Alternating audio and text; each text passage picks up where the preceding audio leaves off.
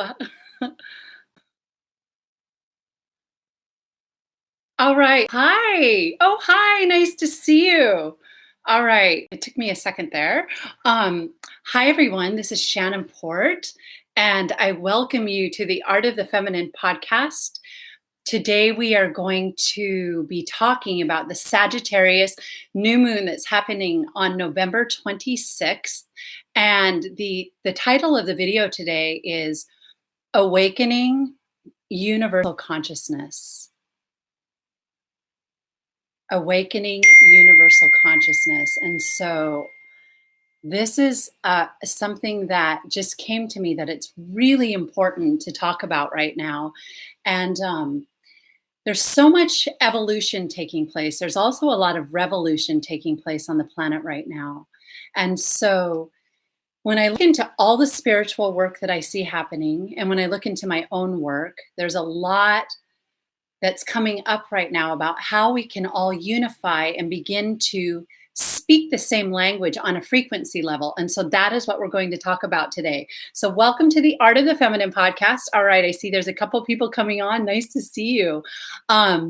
If you're new to my work here, we are going to be looking at the Sagittarius new moon, and we look through the lens of what I call the divine feminine wisdom, as well as alchemy, as well as sacred union, and we'll be looking through the lens of the archetypal wisdom. And so we look at astrology as the elemental energies that are communicating with each other in the collective mind and the influences that we are under.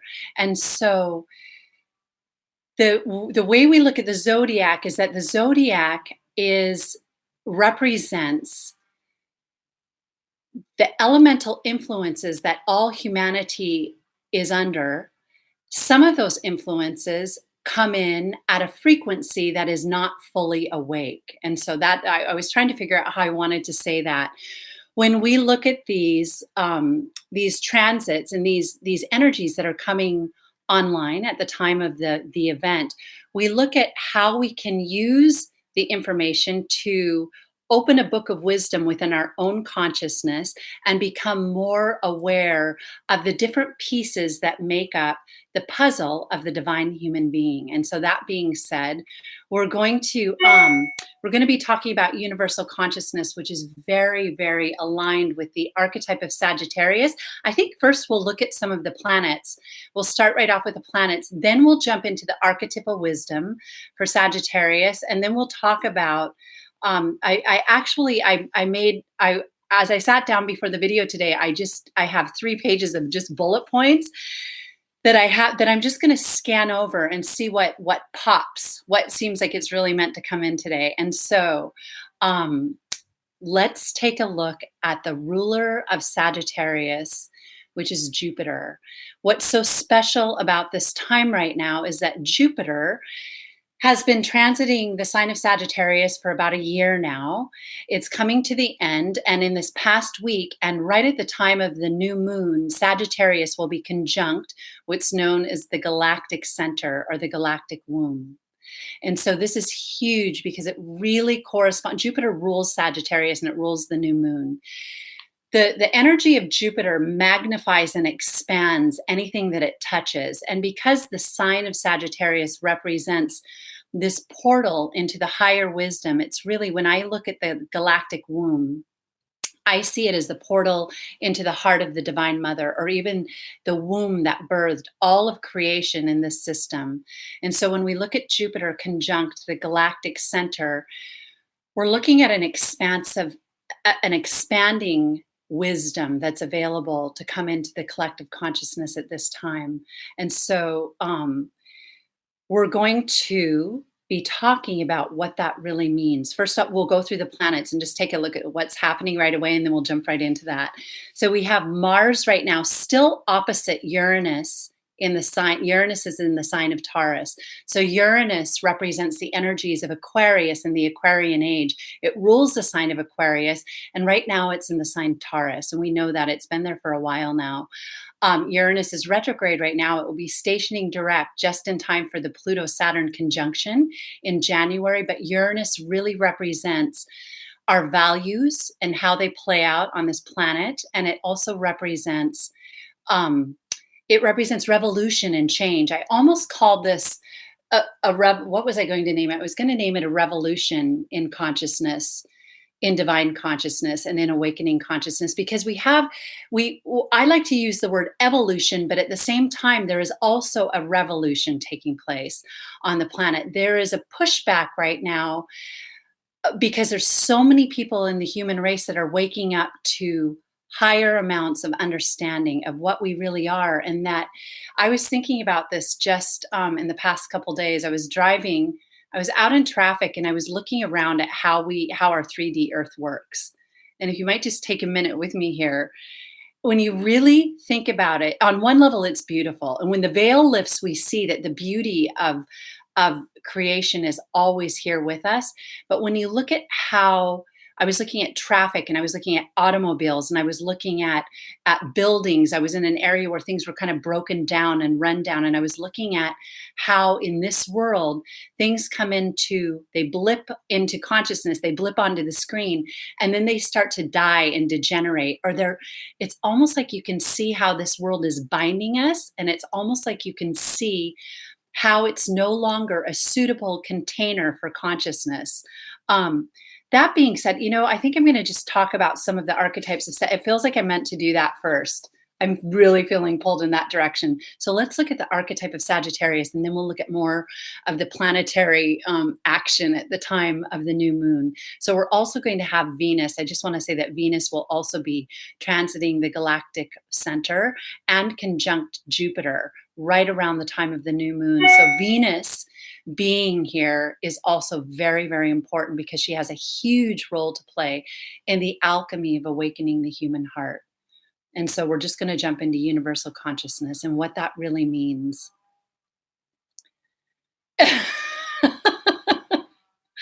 The revolution in live stream, I love it. So universal consciousness. So this is why we're talking about universal consciousness today, because universal consciousness is the only way that human beings will be able to connect in the heart and speak the same language.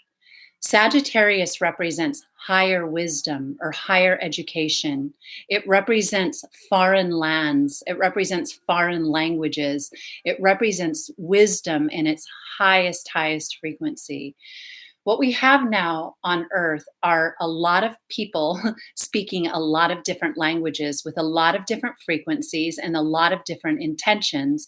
And we can't help that, because when we live in this third dimensional reality, there's no way that we can harmonize with every belief system, every frequency of individual, and every ideology and value system about how life should be lived. But there is a portal, which is represented by the sign of Sagittarius, into what is known as universal consciousness. Universal consciousness opens up the heart and the true wisdom and the true mind of the divine human being. When we came into matter, we fell into a dimension where we play with polarity from a frequency that is more ruled to our carnal desires and to fight or flight, to survival mechanisms, and it's more like the raw animal world where you really have to fight to survive. It really is the survival of the fittest on some levels. And we're constantly, and I'm actually thinking of you because I remember you asked about this years ago, we're in the desire fear cycle, or the pleasure pain cycle. We seek pleasure and we try to avoid pain at all costs. And there's nothing wrong with that. But we're doing it from a mentality that it has a foundation of fear. So it's fear driven without realizing it. It's the adrenaline. It's that animal, carnal fear of, if I don't hunt, I will be hunted.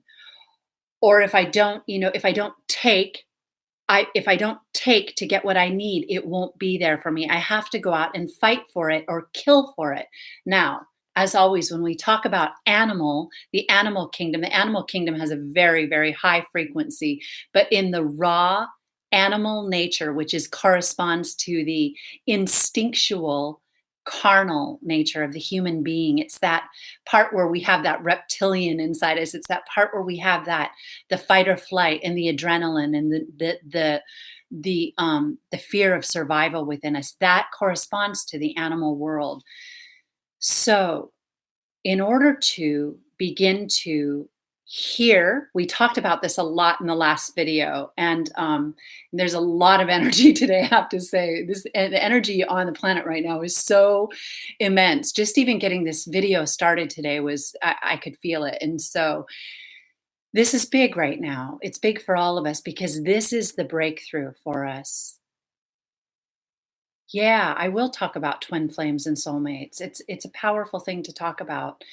But and it has to do with this archetype as well, because Sagittarius is temperance, and it's a very sexual archetype. It represents art or temperance. It's key 14. In order for us to break through and really hear each other and see each other and speak from the divine will and the divine truth. This is a language that is connected to universal wisdom and universal archetypal knowledge. When we're speaking that language, we dissolve barriers, we disarm negative frequencies. Now, sometimes that doesn't mean that the frequencies might be disturbed or aroused by a universal frequency and feel a little bit threatened, but they definitely come in.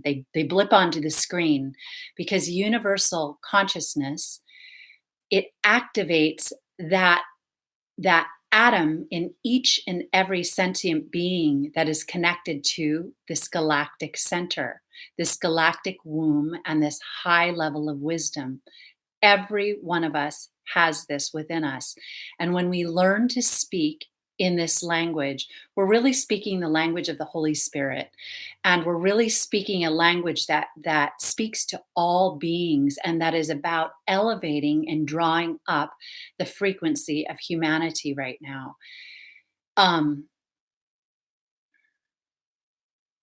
Not everything wants to raise up right now, and that is okay.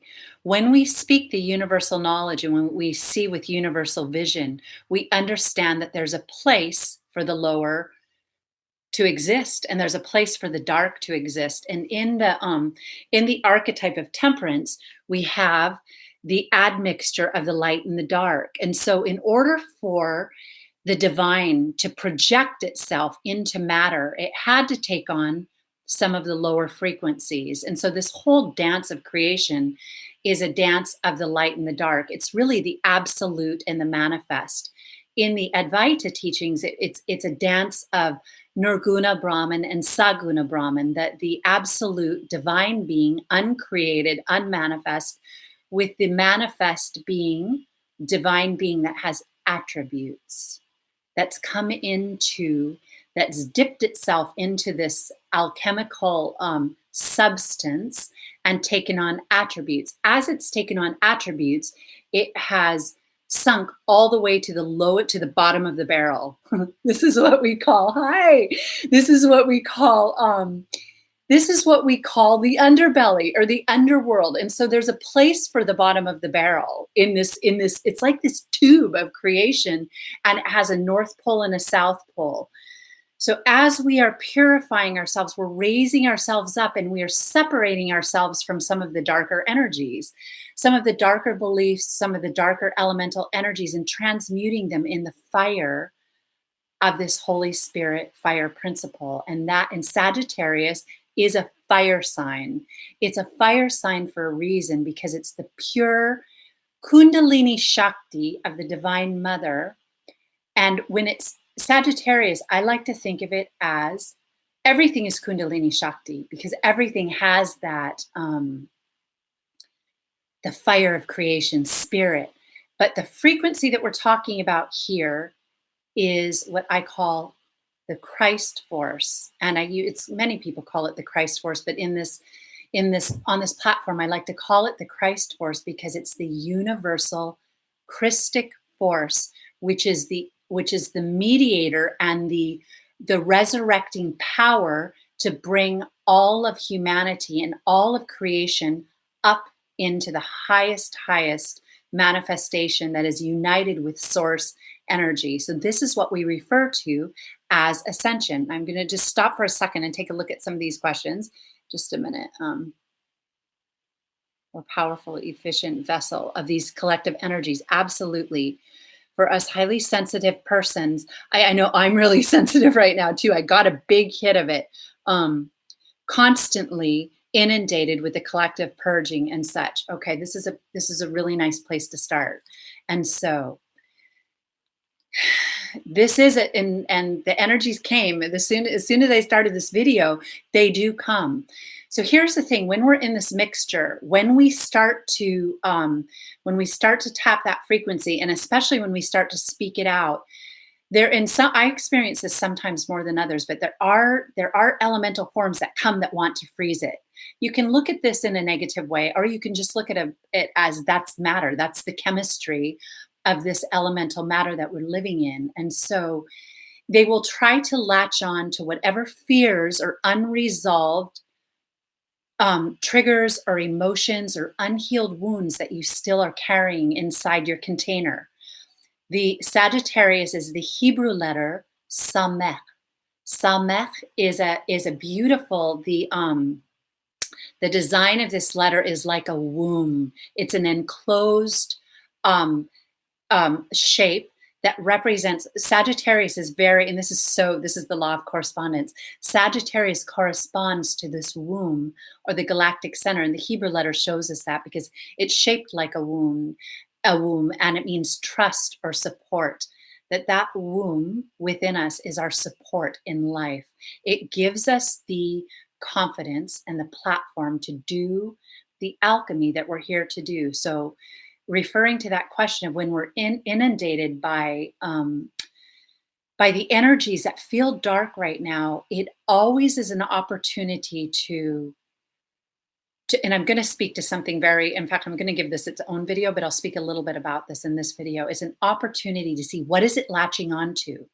If that energy can grab you, just take a moment. Know, first of all, that you're never there. Life is infinite. When you speak, when you become universal consciousness, and when you become a universal human, there's no fear of death. Fear can leave us because we understand that the soul is in matter right now, but it's rising up, and the soul cannot die. The soul could be limited or dissolve in very, very tragic circumstances when it's becoming the darkest of the dark, but that doesn't hold for any of us that are here. You're on the trajectory of the ascending consciousness. So you can know, first of all, that there's nothing to fear. We talked about this in the last video. There's nothing to fear, because when you start to implement that mentality, you realize that you can take a step back and not be afraid of not even be afraid of the dark. Even when you have, and I've gone through a lot of feeling like things were being stripped away and taken, or that where I didn't feel supported. The times in my life where I didn't feel supported, those are the times I felt the most fear. And also the times when I let the outer energies latch onto me, those were also the times that called forth the most fear. And I started to have a negative outlook and projection into my own surroundings. So, this is very connected to the chariot and to the sign of Cancer as well, because it also very much connects to the sphere of energy around us that represents our own Merkabah field. And so the trajectory that we have is building our own field and manifesting our body of light. Our body of light is our consciousness vehicle. We're working on raising up the human vehicle with Sagittarius energy. We're working on spiritualizing matter, but the consciousness itself is beyond this physical body. The consciousness, the completed body of light is a mind body. It's made out of universal mind. And so there's two trajectories right now I want to talk about. So just to finish on that question, look at where it's triggering you and just accept it and begin to ask who you're angry at, where you've judged yourself and other human beings, what feels like the competitive energy that's taking from you, or we always feel like something's robbing us of our true birthright. There's this deep belief in kind of a poverty consciousness where we feel like something else is to blame. Something else has taken what I deserve to have, whether it's love, whether it's abundance physically, whether it is success, whether it is accomplishments, or whether it is mastery. That we always there's a deep belief in this dimension that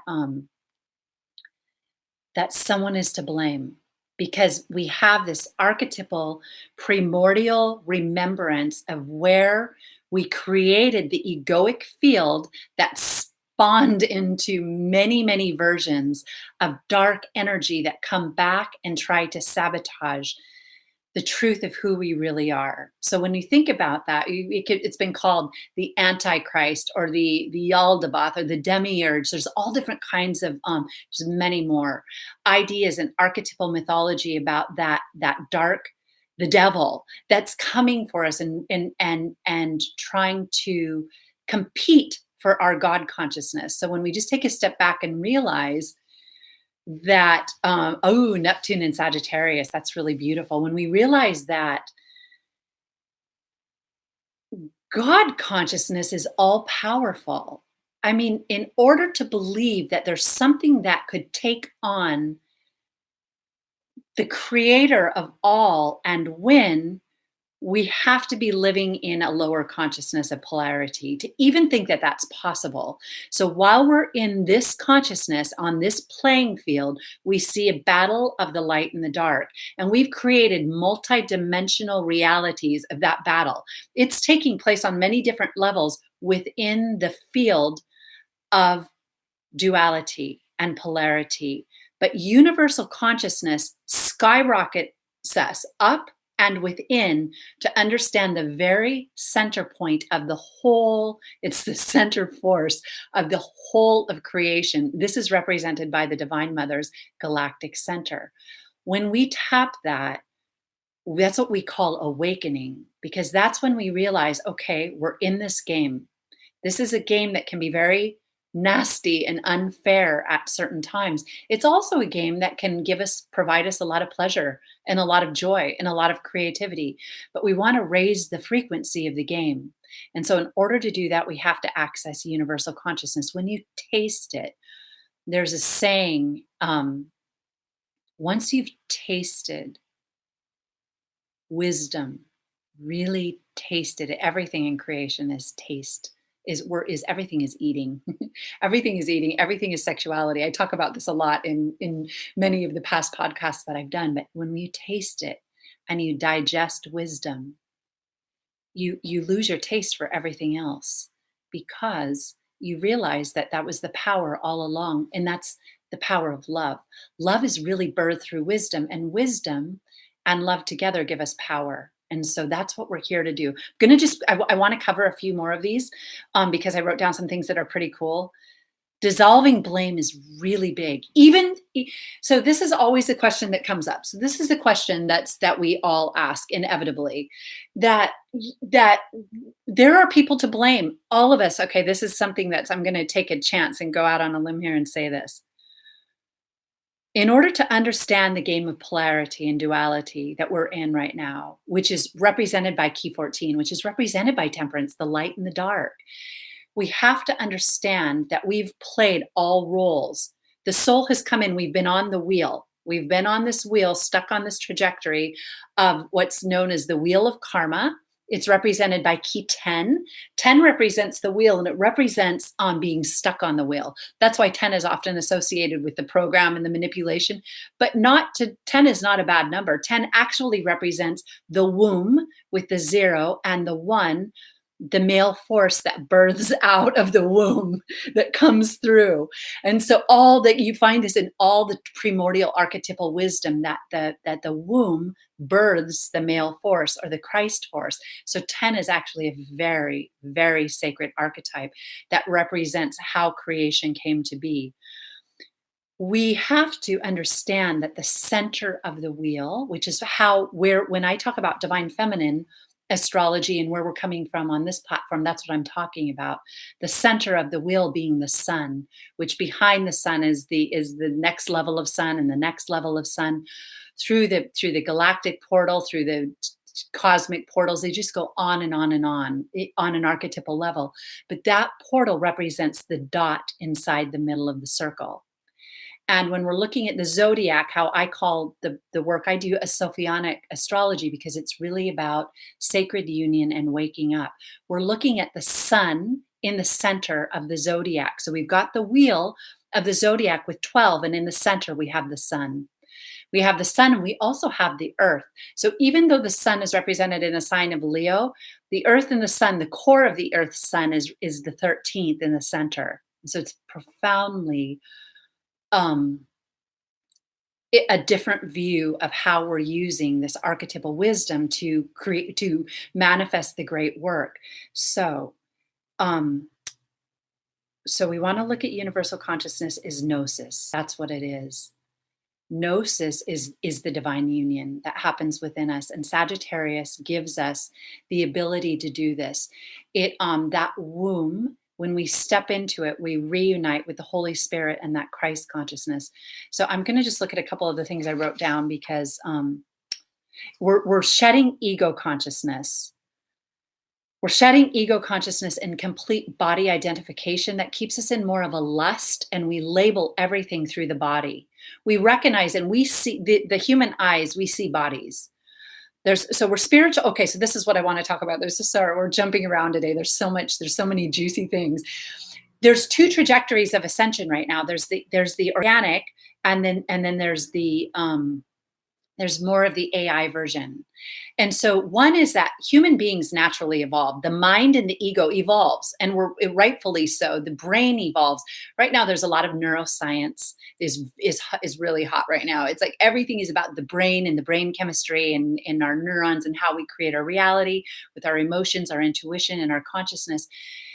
And but there's a trajectory of that links to coming into more of a consciousness, an eternal body where we don't die, where we become immortal. But it doesn't necessarily have to include the universal consciousness. That can happen where we bring the body to a state of eternal life or eternal pleasure. There's many different ways, and there's even many different timelines of how that can happen. It's very possible to do that without having the full awakened universal consciousness. So that's one thing that we're looking at. The way of universal consciousness is ascension. And that ascension is an organic process where all the science in the world is lovely, it's wonderful, it's beautiful. But that is also, it's an alchemical process that happens through the heart and through love. And through, when we talk about love, I know that word is overused, but it's a very real frequency. One of the signs of awakening universal consciousness is universal divine love. And you will recognize the language, you will recognize the body consciousness and the feel and the relational capacity of one who awakens universal consciousness, because it's universal. It speaks to everyone. The darkest of the dark, you could be in an audience of all dark forces and it wouldn't change at all. It would use wisdom in how it gives off the light. But once you're universal consciousness, you're here to hold the light. You're here to raise up. Your understanding of the battle for truth and justice will shift. It will shift into a different frequency that transcends this whole polarity portal and this polarity planet. And you begin to be an anchor for something even deeper. So I'm just going to take a look at what's on here. Oh, that's so cool. Yeah, it's coming in. It's definitely coming in. As of love, yes, we recognize it. So you hear this stuff, and sometimes it sounds cheesy and sort of new agey, but like we're all one, and you are me, and I am you, and I'm just kind of making fun of it, but we can get sick of hearing it, but it's not until we experience it. When we experience it, it's a reality, and that is gnosis, and that is sacred union. So I want to just check out some of the things. So 14 reduces to 5, so it corresponds to the pentagram and the five senses, the sense field of the 5 of the pentagram, which tells us that we're working with the elemental energies, um, leaving body identification, um, and accessing the archetypal wisdom within us. We're awakening the particular units of God consciousness. So what this does, this means that we don't dissolve into not being able to think for ourselves or create for ourselves. Temperance is art. It actually represents, it's the artist. Key 14 Sagittarius is actually the artist, because when you understand how to work with the forces, you become a divine artist. Everything becomes creative, everything becomes universal, and everything becomes healing, and it's endless. It could never become boring. It could never become like old business for us. It's always creating itself anew. There was one other thing that just came in.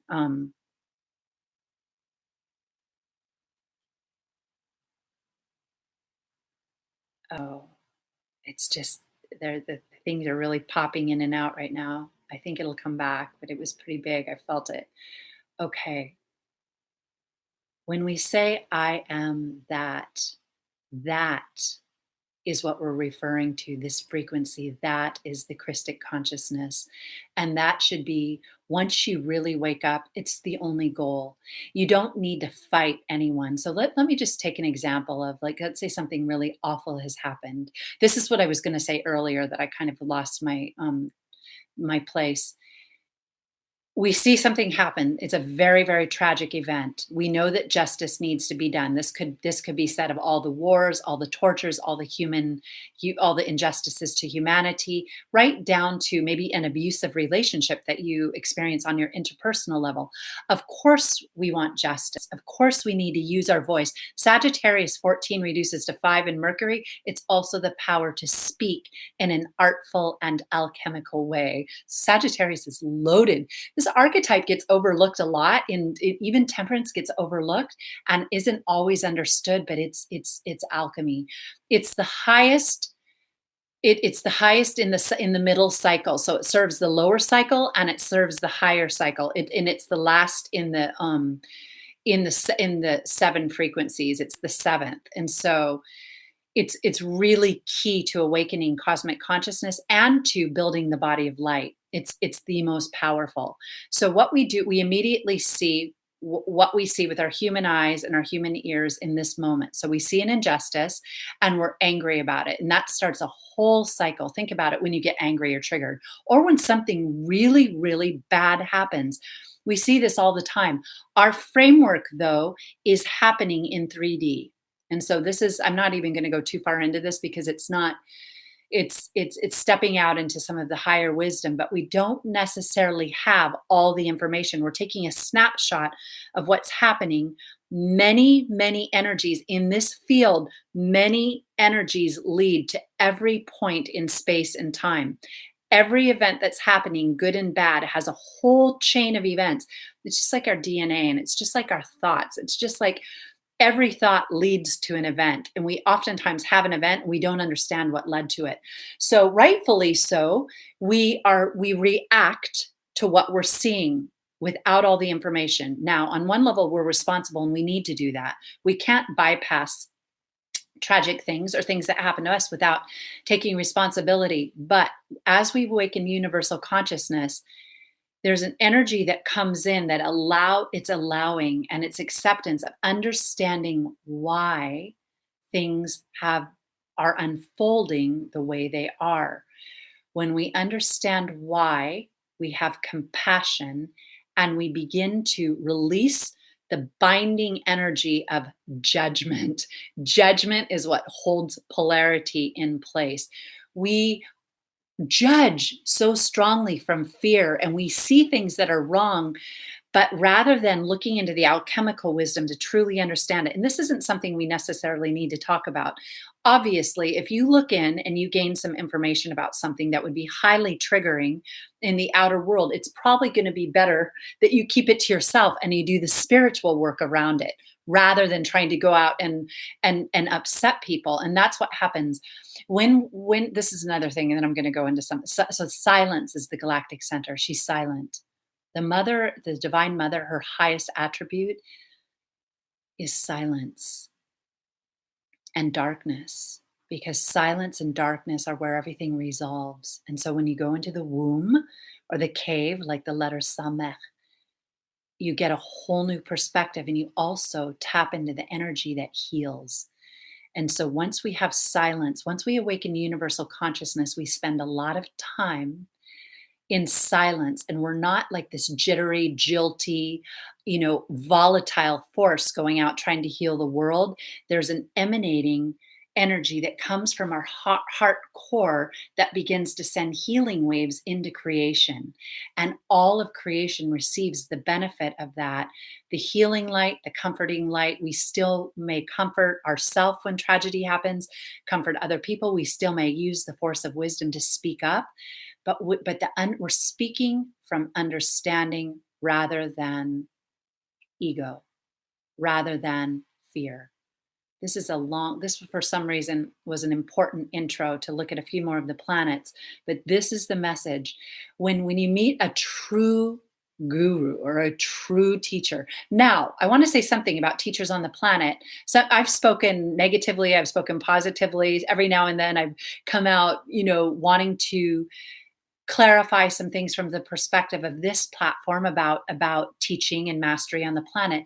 But almost and anyone, even you, it's possible to have a universal consciousness and still have that small percent of elemental matter that's being transmuted. So in that way, there's many people on the planet holding high levels of mastery and really birthing universal consciousness, and they still may have faults. They still may be clearing their last sin, their last thing that they're carrying. And oftentimes they're clearing it for humanity, meaning they carry it, but they're carrying it so that when they have the final realization, all of the human race gets it. All of the human race gets that. We can all look into ourselves and ask yourself, what do you carry that's a gift to humanity? I know what I carry. And once I saw it, I was able to forgive it and understand that why I've spent so much time healing in particular areas. Mine are very connected to the feminine wound, are so that when I get all the information, it's here. It's been fully birthed. And it's a great, great gift that each one of us gives to the planet when we know what is it that triggers you that you might be able to claim as that last thing, that you can have universal consciousness, but you still hold a platform for your inner child to carry that wound. Yes, yes, absolutely. That's Kundalini yoga. Yeah. Understand through compassion, or one will misunderstand the times. That's it. That was said by Yogi Bhajan, who is another great teacher who had his 1%. All of us do. And in fact, part of my journey when I was clarifying for myself, because I had to clarify a lot of things to come, part of my work was coming into where there's a convergence of many, many paths. And there was a period where I had my lens of judgment on in a very serious way, looking at things. And I realized after a while of deep suffering, that judgment had to go. It was the final last. I talk about the last judgment a lot. The last judgment means you're going to have to turn that over. If you want, you're going to have to hand it over. It's like when you're a little kid and you're hiding something, your mom goes, okay, I know you still have one last cookie. You got in the cookie jar, you took 10 cookies, you give back 9, and you're like, you think the last one's hidden in your mother is like, you've got another one. I know you're hiding it. It's the same kind of thing. We all have to hand that last one over. What is your last one? Figure that out, and you will. I'm not kidding. Let's just call it in right now. That when you know what it is for you, you will be free. That's what the Eastern teachers call liberation.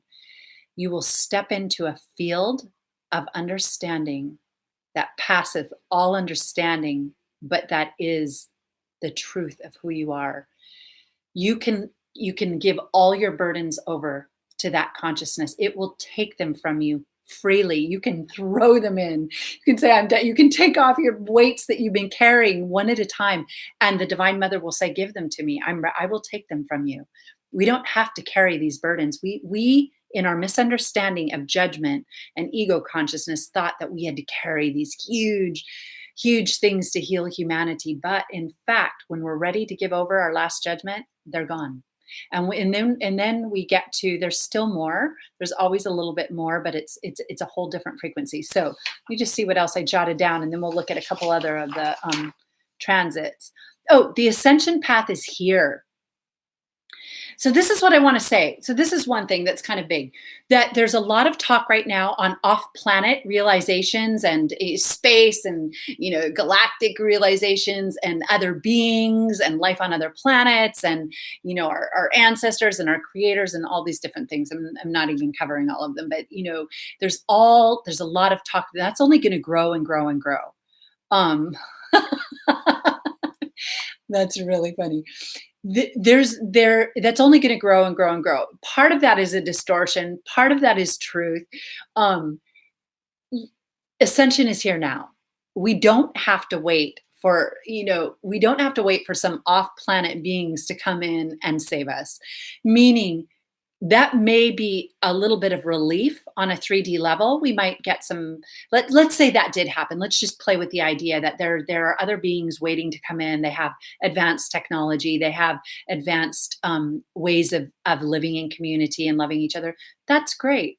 It doesn't mean that some of these other systems have fully ascended or awakened universal consciousness. There's all different levels of frequency. Universal consciousness is available to us now without any of that. We don't need to wait for any particular transit. We don't have to wait for any, technology that's going to come in and make it possible for us. We don't have to. And that can be a huge distortion of the truth, because the masses on certain levels are believing that there's some event. And I have to tell you, this is age-old belief system. It's been on the planet since the beginning. When you look at, I'm looking over at one of the books I have, when you understand that the archetype of the Christ and the archetype of the risen Savior and what that means, it's always been on the planet. There's never been a time in creation where that archetype wasn't in humanity. The reason is because it's inside of us. There's always going to be prophets and sages and seers that write that down and that give it to humanity and that build up those archetypes. And not only in this plane, but in the astral plane, we vivify and ensoul archetypes to be our saviors because we know that that's the truth. Now, there are beings who have come in and awakened a certain level of that energy that truly have merged with what is the universal cosmic Christ energy. Those beings are avatars. They are the divine avatars that no longer have any restriction on how they travel through time and space. They may not choose to come into this darkest level of reality for various reasons. But there's the avatars, and then after the avatars, we would have sages. Sages have transcended duality and are living from complete realization of the universal consciousness. Under sages, we have the poets and the prophets and the seers that are producing words of beauty and devotional songs and visions of what creation is. And then we have the saints, which have dedicated their lives in harmony to serving. All of these are on the ascension path. But what I wanted to say is that through the link, that link that has come in, we attach ourselves to that link in the chain and we can find our way in. There's a saying that it is very powerful to find a living teacher, and that is very true, because there's a transmission that comes when somebody has really gained a certain level of consciousness. There's a transmission, and that's very, very much a part of activating that remembrance of who you really are. And so that being said, I'm going to start to close out. Just going to look down. Oh, the archetypes of the Christ and the avatars. I'm going to come back and post it. It's in one of my stacks, and I have many. There is one written. I'll come back and post it under the video. There's one that talks about all the archetypes of the Christ, and it's really, really beautiful and well written. So I'll come back and post that. Okay, so let's look at some of the other planets really quick. that are going on at the time. All right, we have, so Jupiter at the galactic core will have just grazed over the galactic core right before the new moon. In fact, it'll be at 28, it will be at 27, I think, the day before. Venus, but Venus, please, let's give our hearts up for Venus. Venus also rules, she is really the she's the archetype of the overseer of this cycle of our ascending consciousness, because she's close to the divine feminine energy and all the heart energies and the Magdalene energies and the risen. That is a big archetype that we are regenerating within ourselves, and that's why it's very, very beautiful that Venus will be, and Venus will be conjuncting Jupiter. Venus and Jupiter will be conjunct. I forget what I have that written down, but it's right around the time of the new moon. They'll be conjunct exact, which is really beautiful, right at the galactic core. Mars opposite Uranus, which is a dynamic, powerful, awakening kind of energy. We know Mars is the tower and Uranus is the fool. Oh, what I wanted to say is that the fool archetype really represents universal consciousness.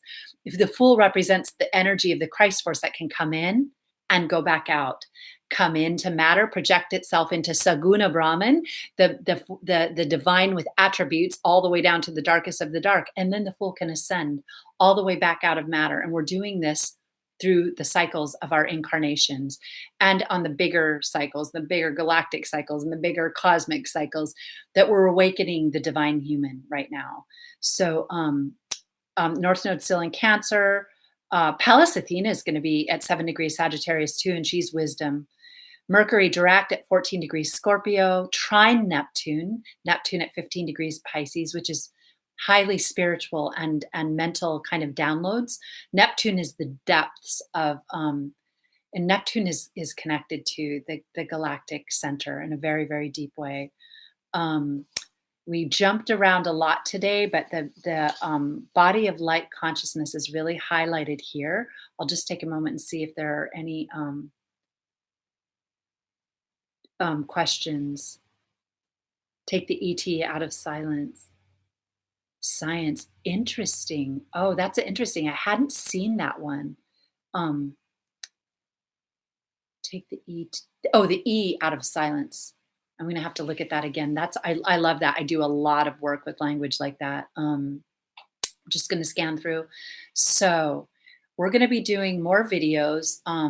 I invite you to come back and leave comments. Also, please like the video and subscribe for our weekly live streams if you want to get the notification when we go live. I'm really enjoying this, and we're leading up to a very big and potent conjunction in Capricorn. Let me just take a moment and kind of scan the collective and see what's really jumping out right now. Oh God, it's such a mess, but it's an egoic mess. There is truth rising in the collective ego consciousness. There is truth trying to come in, but just know you don't have to wait for it. You don't have to wait for it. And know that the dark has been on the planet from the beginning. And truthfully, in this level, it will always be. I mean, if you want to make it your life's goal to go out and take down other people who have done wrong, it's very much a part of why we're here in speaking for justice, but be aware of how you do it, and be aware, are you coming in at universal consciousness, or are you coming in at the ego consciousness? When you hear people, there's always truth trying to come through, and now and then you'll hear a moment of truth through anyone. Anyone can have a moment of truth where all of a sudden we did this in the last video too. We talked about how you can hear divine truth in absolutely every sound that comes to your ears. It doesn't even matter if it's coming from a lower vibration. The universal sound is in everything. It's the truth of creation. So that being said, I think I'm going to start to close out. I have 3 announcements that I want to make, just drop in this video, that I'm going to do a really powerful 2020 Divine Feminine Wisdom archetypal video, and I'm going to put the link to that to sign up for that in this video, and I'll be putting that in every video up until, I haven't come up with the date. I'm going to do it in December, and just do like a Zoom conference where we get together and talk about the archetypes of 2020 through the lens of the Divine Feminine Wisdom. So if you're interested in that, please come back for that or sign up through it. You'll get it through the Akashic Insight newsletter. Also, I've opened back up for private sessions. I was closed down for about 4 months, but I'm open if you want to do a private one-on-one where we look at your personal archetypal wisdom. And beyond that, I'm starting mentoring again in 2020. So those are a group mentoring in 2020. If you're interested, you can contact me. I'll leave links in the description box. That being said, it's nice to share this time with you today, and I wish you a very, very happy full moon, new moon in Sagittarius. And until next time, namaste.